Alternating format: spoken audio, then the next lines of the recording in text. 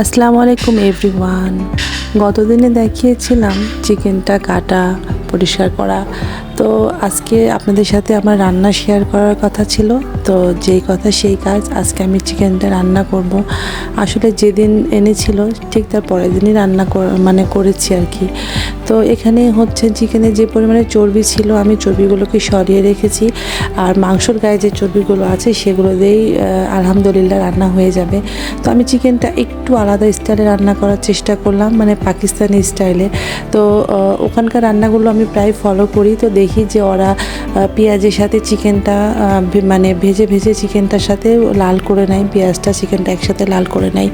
এতে করে হয় কি, চিকেনের মধ্যে যে জুসিনেসটা থাকে সেটা সুন্দর হয়ে বের হয়ে চলে আসে।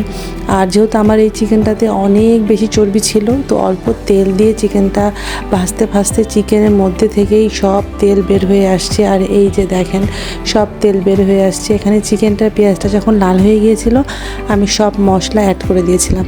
তবে আমি শুকনো মশলা যেগুলো হচ্ছে গরম মশলা, এলাচ, এগুলো আমি আগে দিয়েই মানে ভেজে নিয়েছিলাম যাতে সেন্টটা খুব সুন্দর আসে। বাসাতে টমেটো ছিল না, টমেটো থাকলে আরও বেশি টেস্ট হতো।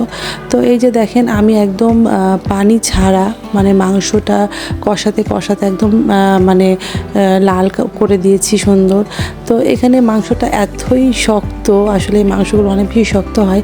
প্রেশারে দিয়ে আমি মোট 5টা সিটি দিয়েছি প্রেশারে।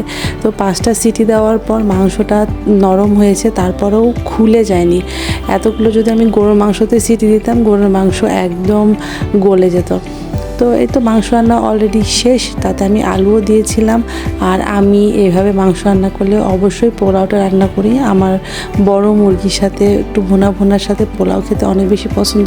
আর আমার মেয়ে মুগ ডাল খাবে, তো মাংসর কিছু অংশ দিয়ে একটু মুগ ডাল করে নিয়েছিলাম। আর এই যে একদম দেখেন মুরগির কালা ভুনা হয়ে গেছে, আর খুব টেস্ট হয়েছিল। যেহেতু মাংসটা একদম পুরো কষিয়ে রান্না করা হয়েছিল, আমাদের খাওয়া দাওয়া করতে করতে প্রায় 3:30 বেজে গেছিলো। কারণ বাচ্চাদেরকে নিয়ে ওদেরকে খাওয়ানোর পর আসলে আমি খেতে বসি। তো এখানে ওদেরকে খাওয়ানোর পর আমার খেতে খেতে প্রায় 3:30 বেজে গিয়েছিল। তো আলহামদুলিল্লাহ অনেক স্বাদ হয়েছিল। আর এই যে দেখেন, 5টা সিটি দেওয়ার পরও মাংস গলে খুলে যায়নি। সবাই ভালো থাকবেন, সুস্থ থাকবেন। আল্লাহ হাফেজ।